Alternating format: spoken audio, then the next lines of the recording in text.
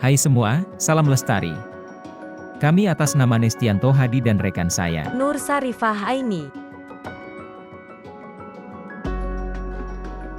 Kali ini kita akan membahas tentang faktor-faktor yang mempengaruhi kehidupan di lingkungan kita, yaitu faktor biotik dan abiotik. Pertama, mari kita bicarakan tentang faktor biotik. Faktor biotik adalah komponen-komponen hidup dalam ekosistem.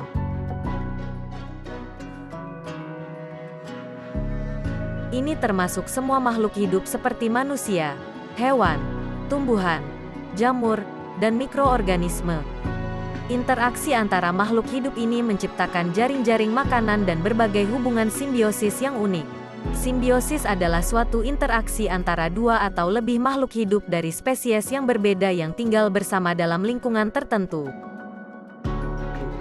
Interaksi simbiosis dapat menguntungkan, merugikan, atau netral bagi setiap spesies yang terlibat.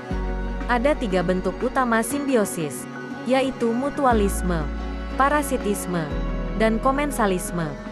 Mutualisme adalah bentuk simbiosis di mana kedua spesies yang terlibat saling menguntungkan satu sama lain. Dalam hubungan ini, kedua belah pihak mendapatkan manfaat dari keterlibatan mereka. Parasitisme adalah bentuk simbiosis di mana satu spesies, parasit, diuntungkan dan yang lainnya, inang, dirugikan. Parasit menggunakan inangnya sebagai tempat tinggal dan sumber makanan, yang dapat merusak atau merugikan inang tersebut. Komensalisme adalah bentuk simbiosis di mana satu spesies diuntungkan tanpa memberikan pengaruh yang signifikan pada spesies yang lain.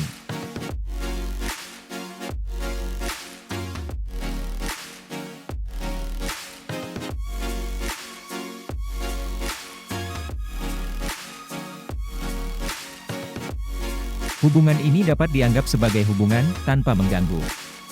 Simbiosis merupakan contoh dari kompleksitas interaksi di dalam ekosistem, dan interaksi ini dapat mempengaruhi distribusi, kelangsungan hidup, dan evolusi spesies yang terlibat.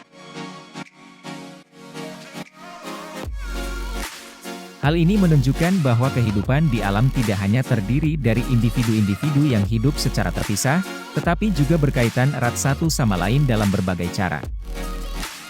Selain faktor biotik, kita juga memiliki faktor abiotik. Faktor abiotik adalah komponen non-hidup dalam ekosistem. Ini termasuk unsur-unsur seperti cahaya matahari, suhu, air, tanah, dan angin.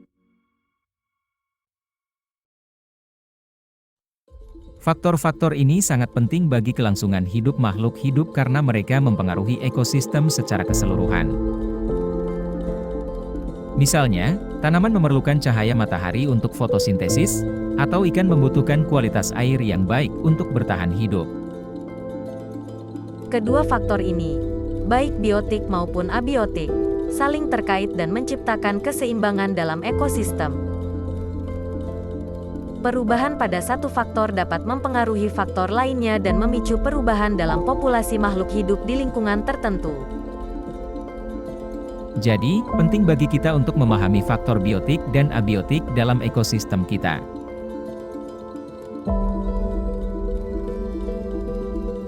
Hanya dengan memahami hubungan kompleks antara faktor-faktor ini, kita dapat menjaga keanekaragaman hayati dan keseimbangan alam. Terima kasih telah menyimak. Salam lestari.